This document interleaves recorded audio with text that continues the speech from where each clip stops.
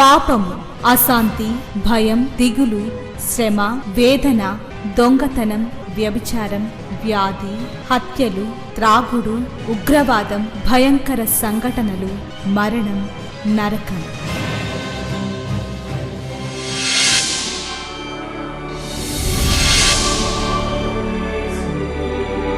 సిలువలోనే పాప క్షమాపణ, పరిశుద్ధ జీవితం, ప్రేమ, వాక్య ధ్యానము, నెమ్మది, సహవాసం, నిత్య జీవం. శాంతి సోపానాలు, ఇవి శాంతి ప్రదాత బోధలు. చీకటిలో ఉన్న ప్రజలకు గొప్ప వెలుగు కలుగుటకు, చీకటిలో ఉన్న ప్రజలకు గొప్ప వెలుగు కలుగుటకు, చీకటి నుండి వెలుగునకు నడిపించే సోపానాలు. శాంతి సోపానాలు కార్యక్రమానికి మిమ్మల్ని ప్రేమతో ఆహ్వానిస్తూ ఉన్నాను. ఈ కార్యక్రమాలు మీ వ్యక్తిగతమైన ఆత్మీయమైన జీవితాన్ని దినదినము దేవునికి సన్నిహితం చేయాలి అనేదే నా యొక్క ప్రార్థన, కోరిక. నేను కూడా అందుకే పోరాడుతూ ఉంటాను. ఇంకొక మెట్టు, ఇంకొక మెట్టు, ఇంకొక మెట్టు, ఇంకొక మెట్టు, ఆత్మీయమైన జీవితంలో ఎదుగుతూ దేవునికి సన్నిహితురాలనవుతూ ఎలా అయినా నిత్యత్వం చేరుకోవాలి అనేదే కోరిక. ఈ డిసెంబర్ నెల రాగానే, లేక క్రిస్మస్ పండుగ, ఈ పండుగ అనే మాట ఎక్కడా లేదు. బైబిల్లో లేని పదాలు మనం ఆరోపిస్తూ ఉన్నాం. క్రీస్తు శకం 300 వరకు కూడా అసలు క్రైస్తవ్యంలో ఏ పండుగ లేదు. అప్పటి వరకు కూడా క్రైస్తవ్యం చాలా పరిశుద్ధంగా ఉంది అని కూడా చెప్పొచ్చేమో. లూకాసు వార్త 2వ అధ్యాయంలో ఆ దూత గొల్లలకు వర్తమానం తెచ్చినప్పుడు, లూకాసు వార్త 2వ అధ్యాయం 10వ వచనాన్ని చదువుతున్నాను. అయితే ఆ దూత, భయపడకుడి, ఇదిగో ప్రజలకందరికీ కలుగబో మహా సంతోషకరమైన సువర్తమానం నేను మీకు తెలియజేయుచున్నాను. క్రైస్తవులు ఈ మాటను చాలా అపార్థం చేసుకుంటూ ఉంటారు. ఇది మహా సంతోషకరమైన సమయం అనుకుంటారు. అందుకనే చాలా సంతోషంగా గడపాలి అనుకుంటారు. జాగ్రత్త సుమా, ఇది ఐహికమైన సంతోషం కాదు. మీ కొత్త బట్టలు, మీ ప్రోగ్రామ్స్, పిండి వంటలు, ఫ్రెండ్స్, ఇంకా ఏయో ప్రోగ్రామ్స్ వేసుకుంటాం కదా క్రిస్మస్ దినాల్లో ఇలా చేయాలి అలా చేయాలని.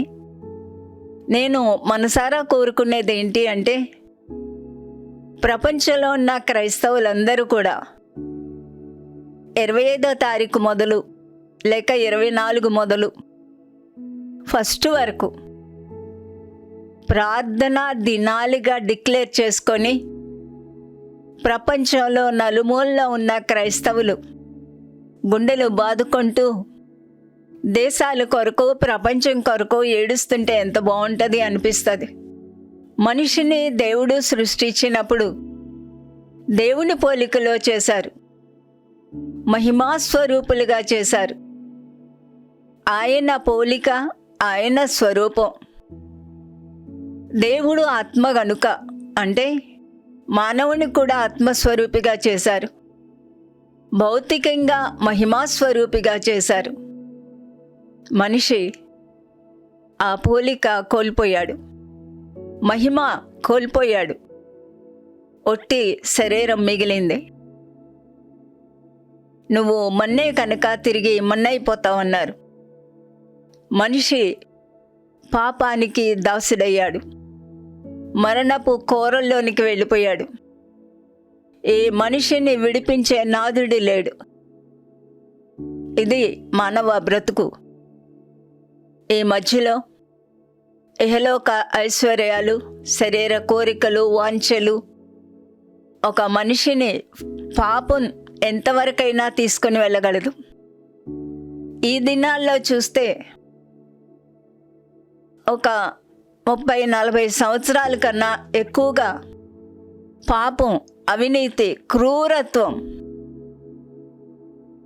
అత్యాచారాలు, ఎంత క్రూరత్వం అంటే బైబిల్ చెప్తా ఉంది కదూ, అపవాది వాడి సమయం కొద్దిగా ఉందని ఎరిగి నాశనం చేయగలిగినంత నాశనం చేస్తూ ఉన్నాడు. ఈ దినాలు ప్రార్థనా దినాలుగా ఎంచుకుంటే ఎవరైనా మహాభక్తులు కొంతమంది 1,00,000 మందో కొన్ని వేల మందో లేచి ఇదేమీ పండుగ కాదు, ప్రపంచం కొరకు రోధించవలసిన రోజులు అని ప్రకటిస్తే బాగుండు అని నా హృదయం ఎంతగానో ఘోషిస్తూ ఉంటుంది. దూత గొల్లలతో మాట్లాడుతూ, భయపడొద్దు, ప్రజలందరికీ కలగబోవు మహా సంతోషకరమైన సువర్తమానం. ఇది మహా సంతోషం.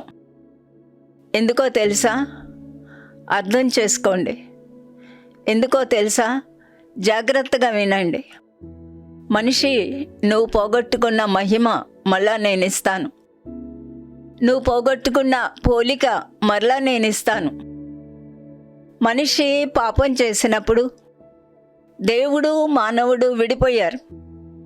తండ్రి కుమారులు విడిపోయారు. సృష్టికర్త విడిపోయింది. మనిషి పరలోకాన్ని పోగొట్టుకున్నాడు. మనిషి దేవునికి సహవాసాన్ని పోగొట్టుకున్నాడు. అపవాదికి దాసుడయ్యాడు. పాపానికి దాసుడయ్యాడు. మరణం మనిషిని ఏలడం ఆరంభించింది.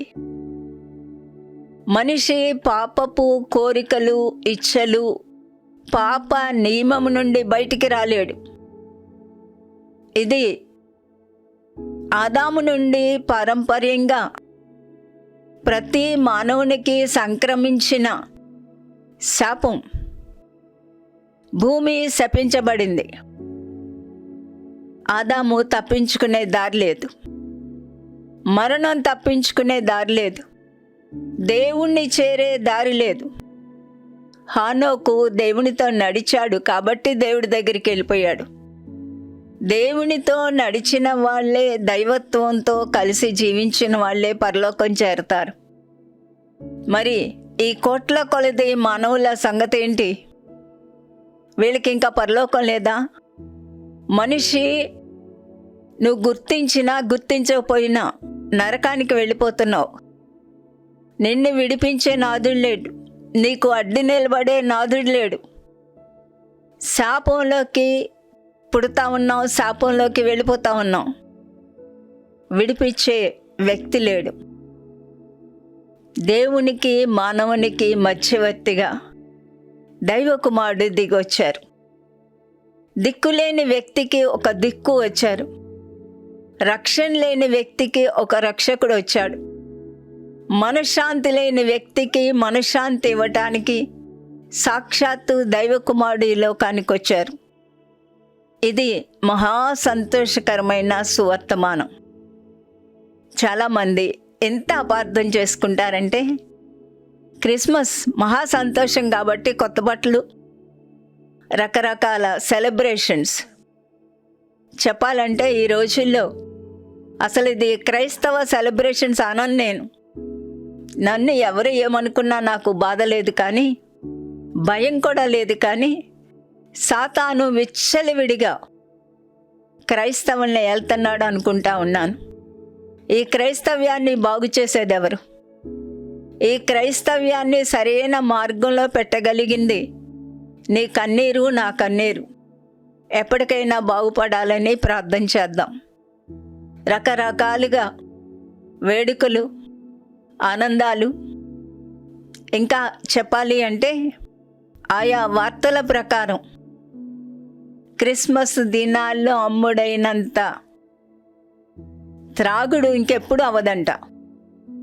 క్రిస్మస్ రోజుల్లో వ్యాపారవేత్తలు చాలా సంపాదిస్తారు కేవలం క్రైస్తవులను బట్టే. మన దేశంలో మన పట్టణాల్లో కూడా అంతే. క్రైస్తవేతలకు ఎన్ని పండుగలున్నా అంత కొనని బట్టలు. ఈ చివరి రోజుల్లో క్రైస్తవుల ద్వారా వ్యాపారం అభివృద్ధి అవుతా ఉంది. ఈ క్రిస్మస్ తాత అనే ఒక వ్యక్తిని ప్రవేశించి ఈ క్రిస్మస్ సందర్భాలు ఎంత వేలాకోళమో, నిజంగా ప్రభువారు ఆ దినాల్లో ఆ దేవాలయాల్లో జరుగుతున్న అక్రమాన్ని భరించలేక ఆయన కూర్చొని ఒక కొరడా చేసి ఆ కొరడాతో దేవాలయంలో ఉన్న వాళ్ళందరినీ బయటికి తరిమేశారు. ఇది క్రైస్తవ్యమా? మీరు ఆలోచించండి. క్రీస్తు శకం 300 సంవత్సరాల వరకు కూడా అసలు ఏ పండగ లేదు, క్రిస్మస్ అనే మాటే లేదు. క్రీస్తు శకం 300 సంవత్సరాల వరకు కూడా రోమా చక్రవర్తుల యొక్క ఏలుబడిలో క్రైస్తవులు ఘోరంగా హింసించబడ్డారు, చెరసాల పాలయ్యారు. యవనస్తుల మీద తారుపోసి వాళ్ళని ఒక మంట పెట్టి వెలుగుగా పెట్టేవాళ్ళు. సింహాలకు వేయబడ్డారు.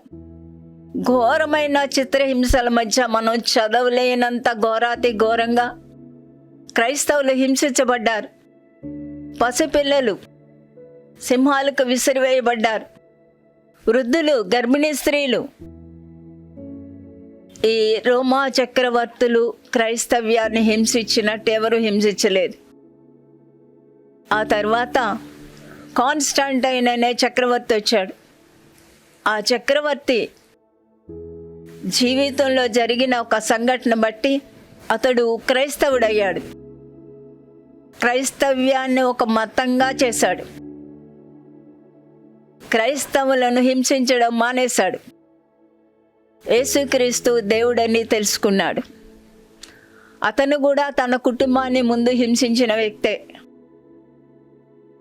400 సంవత్సరాలు వచ్చేటప్పటికి అప్పుడు ప్రాబల్యంలో ఉన్న రోమన్ క్యాథలిక్కులు, ఫాదర్లు, పోపులు, బిషపులు వారి యొక్క ఆధీనంలోకి క్రైస్తవ మతాన్ని తీసుకొని ఈ కాన్స్టంటైన్ చక్రవర్తి క్రైస్తవుడు అవ్వబట్టి డిసెంబర్ 25 సూర్యదేవునికి ఆరాధన జరిగేదంట. ఇప్పుడు మనం క్రిస్టియన్ అయ్యాం కదా, క్రైస్తవ్యాన్ని స్వీకరించాం కదా, ఇప్పుడు ఏం చేద్దామంటే క్రైస్ట్ మాస్ అన్నాడు. మాస్ అంటే ఆరాధన. ఆ రీతిగా క్రిస్మస్ పండుగ అనేది ఉనికిలోనికి వచ్చింది. ఇప్పుడు చెప్పండి, ఇది బైబిల్కు ఆధారమైన? అంతకుముందు దానిలో ఉన్న ఆచారాలన్నీ ఇందులోకి వచ్చేసాయి. ఈ క్రిస్మస్ పండుగని గురించి బైబిల్లో ఒక్క ఆధారం ఉంటే చెప్పండి. ఇది మహా సంతోషకరమైన సువర్తమానం. ఈ మహా సంతోషం అనే మాట అపార్థం చేసుకోవద్దు. ఈ మహా సంతోషం ఏంటి అంటే, మనిషి శిక్ష తప్పించుకున్నాడు. పాప శిక్షను భరించడానికి దేవుడే మానవుడిగా ఈ లోకానికి వచ్చారు. ఆయన పాప శరీర ఆకారంతో వచ్చారు. నీకు ఇంకా శిక్ష లేదు అంటే మహా సంతోషం కాదు. మనిషి ఎప్పుడూ కూడా శరీరానుసారిగా ఆలోచిస్తాడు. ఈ క్రిస్మస్ని మనం శరీరానుసారంగా ఆలోచించకూడదు. క్రీస్తు శకం 400 వరకు కూడా దీనికి గుర్తింపు లేదు. ఆ తర్వాత మహాభక్తులు మంచి మంచి పాటలు రాశారు, ఎన్నో క్రిస్మస్ అనుభవాలు చెప్పారు. రాను రాను ఈ సెలబ్రేషన్స్, ఈ వేడుకలు, ఈ సంబరాలు దేవునికి వ్యతిరేకంగా తయారయ్యాయి. ఒక విధంగా చెప్పాలి అంటే బైబిల్కు వ్యతిరేకంగా తయారయ్యాయి. మనం ఆలోచించవలసింది, మన శిక్ష పోయింది, నరకం తప్పించుకున్నాం, మరణం తప్పించుకున్నాం, దేవుని ఉగ్రత తప్పించుకున్నాం, దేవుని నుండి రావాల్సిన ఆ తీర్పు తప్పించుకున్నాం. ఇదంతా కూడా దేవాది దేవుడు తన కుమారుణ్ణి పాప శరీర ఆకారంతో ఈ లోకానికి పంపించి ఆయన లోక పాపాన్ని మోసుకొని పోయే దేవుని గొర్రెపిల్లగా పుట్టారు. దేవుని యొక్క పోలికలో నియమింపబడిన వ్యక్తి, రూపింపబడిన వ్యక్తి, సృష్టించబడిన వ్యక్తి, మనిషిగా బ్రతకాల్సిన వ్యక్తి పశువులాగా తయారయ్యాడు. అందుకే ఆ మానవుని రక్షించడానికి, పాప పరిహారార్థ బలి అవ్వడానికి దేవుడు మానవుడిగా జన్మించారు, గొర్రెపిల్లగా జన్మించారు. ఇది ఐహికమైన ఆనందాలతో మనం సెలబ్రేట్ చేసుకునేది కాదు. ఇది దేవునికి కృతజ్ఞతగా దేవుడు చేసిన మహోపకారం. శిక్ష తన మీద వేసుకున్నారు, తీర్పు తన మీద వేసుకున్నారు, భరించవలసింది ప్రతి ఒక్కటి తన మీద వేసుకున్నారు. మానవునికి మరలా ఆత్మస్వరూపాన్ని ఇచ్చారు, మహిమను ఇచ్చారు, దేవుని యొక్క బిడ్డలుగా అయ్యే హక్కు ఇచ్చారు. తన్ను ఎందరూ అంగీకరించురో వారందరికీ దేవుని బిడ్డలయ్యే అధికారాన్ని ఇచ్చారు. తన రక్తంతో దత్తత చేసుకున్నారు. ఇవేమీ కూడా మనిషికి గిట్టవా? ఆలోచించరా? దీన్ని ఒక సామాన్యమైన పండుగలాగా, ఇది ఒక సెలబ్రేషన్ రాను రాను చాలా అధ్వానం అయిపోతూ ఉంది. దయచేసి నా మనవి ఒక తల్లిగా చెప్తా ఉన్నాను, మీ సంఘాల్లో ఈ క్రిస్మస్ తాత అనే ఒక మాట తొలగించండి.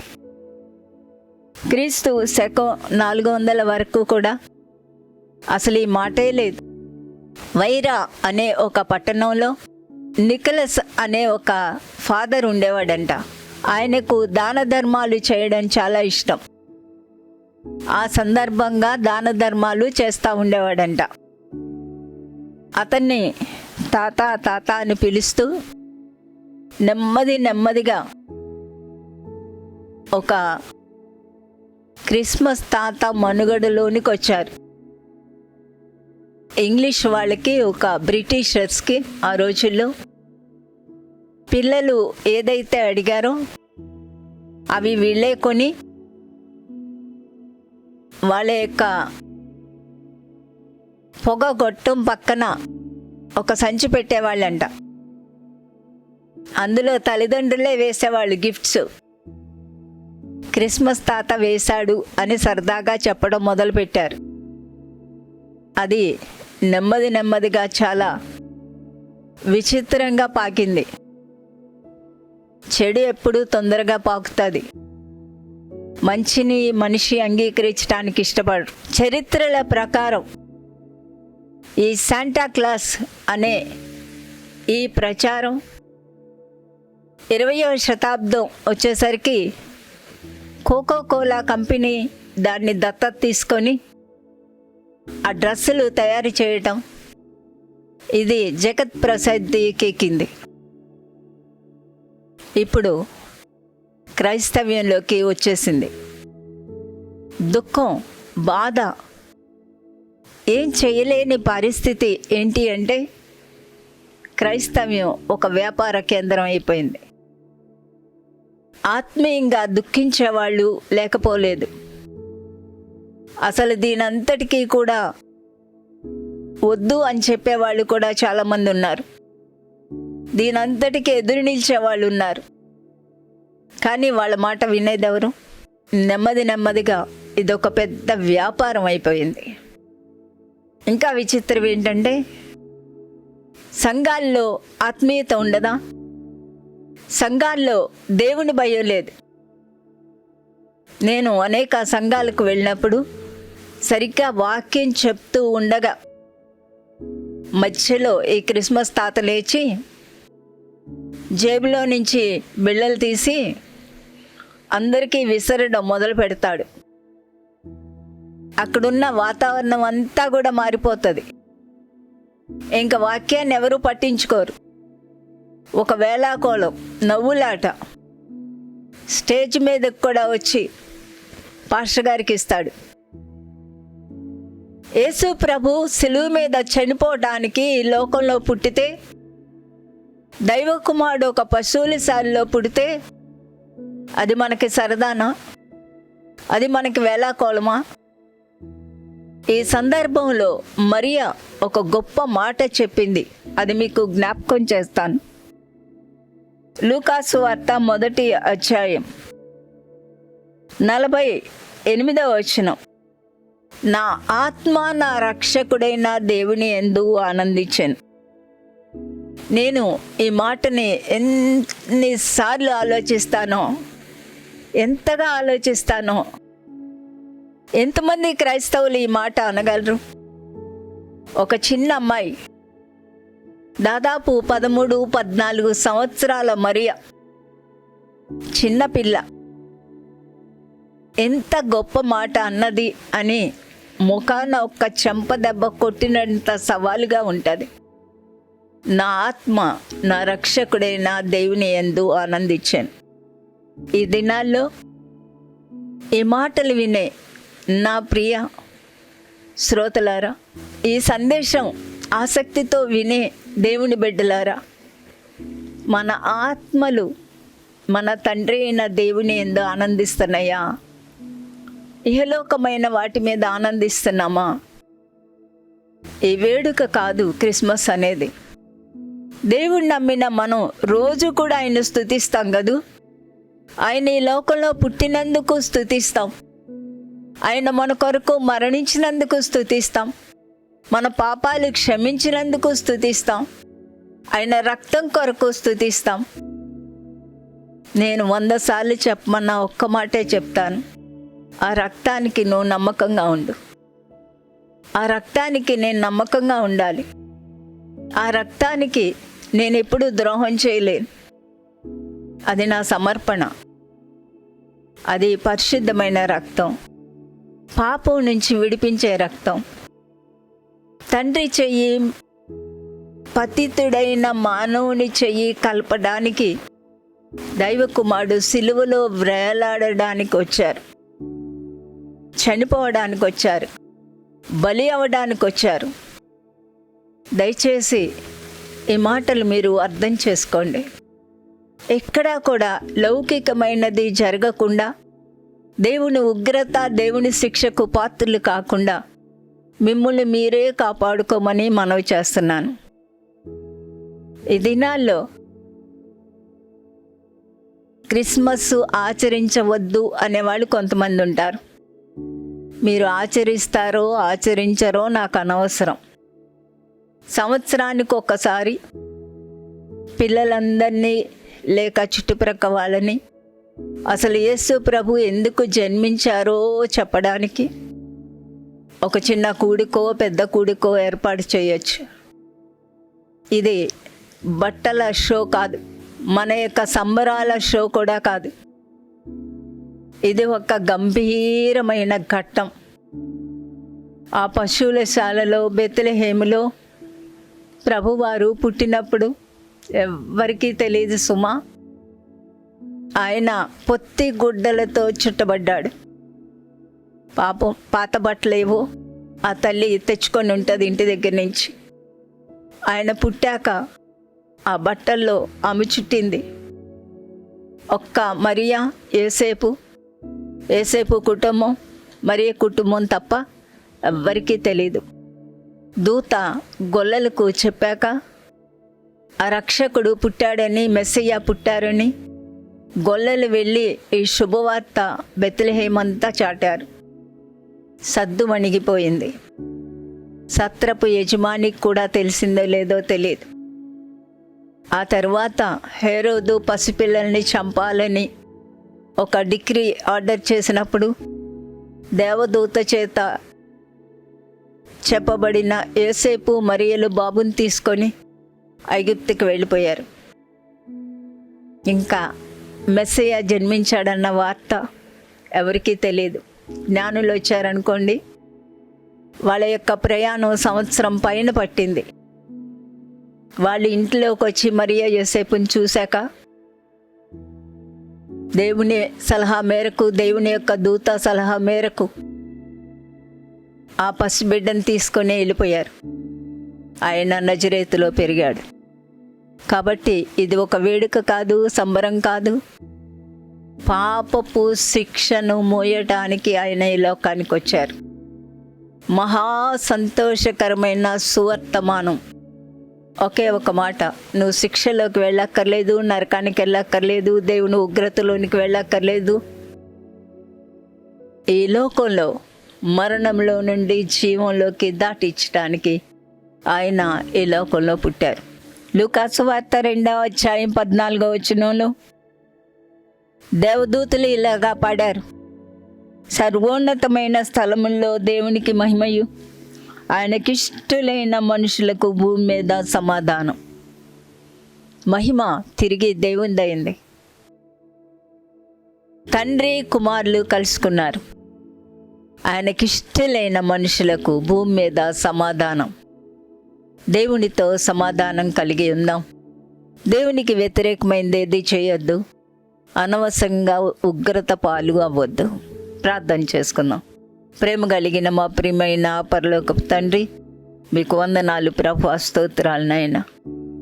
అయ్యా, ఈ మాటలు వినే ప్రతి ఒక్కరూ కూడా మీరు ఈ లోకంలో పుట్టినప్పుడు ఉన్న ఆ గొప్ప సంఘటనను ధ్యానం చేసుకుంటూ, స్తుతించుకుంటూ, మీరు ఈ లోకానికి వచ్చినందుకు మీకు కృతజ్ఞతలు తెలుపుతూ, అవివేకమైన ఏ కార్యం చేయకుండా అడ్డగించమని ప్రార్థిస్తూ, ప్రతి ఒక్కరిని జ్ఞాపకం చేసుకొని నిత్యత్వంలోనికి, ఆ మహిమలోనికి ప్రవేశించే భక్తి చేయటానికి సహాయం చేయమని యేసు నామమున వేడుకుంటున్నాను తండ్రి, ఆమేన్. మహాదేవుడు మన ప్రభువు రక్షకుడునైన యేసుక్రీస్తు కృపా, దేవుని ప్రేమ, పరిశుద్ధాత్మ నిత్య సన్నిధి సహవాసం కూడి వచ్చిన మనందరికీ సదా తోడైండి నిత్యత్వాన్ని గూర్చిన నిరీక్షణతో కూడిన జీవితాలలోనికి నడిపించును గాక. ఆమేన్. ఆయనకిష్టులైన మనుషులుగా జీవిస్తూ దేవుడిచ్చే శాంతి సమాధానాలతో వర్ధిల్లాలని కోరుతూ ఉన్నాను. ఆ రీతిగా దేవుడు మిమ్మల్ని దీవించును గాక. శ్రీమతి జాయ్ శామ్ బెన్నీ గారి కుమారుడు pastor David John Benny kingdom of God అనే శీర్షికలో ఉదయ సాయంత్రాలకి కావలసిన డివోషన్స్ రచించారు. ఉదయకాలపు డివోషన్స్ లో బైబిల్లో ఉన్న సత్యాలు, సాయంత్రపు డివోషన్స్ లో క్రైస్తవ జీవితానికి అవసరమైన సత్యాలు ధ్యానాలుగా ఇవ్వబడ్డాయి. ఈ 2 పుస్తకాలు ఇంగ్లీష్లో రచించబడ్డాయి. ఈ పుస్తకాలు ఒక్కొక్కటి 400 రూపాయలు. కావలసిన వారు దయచేసి ఈ నంబర్కి ఫోన్ చేయగలరు. Phone number 7200674258. మా address Shrimati Joy Sam Benny, Emmanuel church 1-146 S Achyutapuram, Kakinada 4. మా ఫోన్ నంబర్స్ 944-010-9893 మరియు 0884-237-6793. మరలా ఇదే సమయానికి ఇదే ఛానల్లో మనం కలుసుకుందాం. Thank you.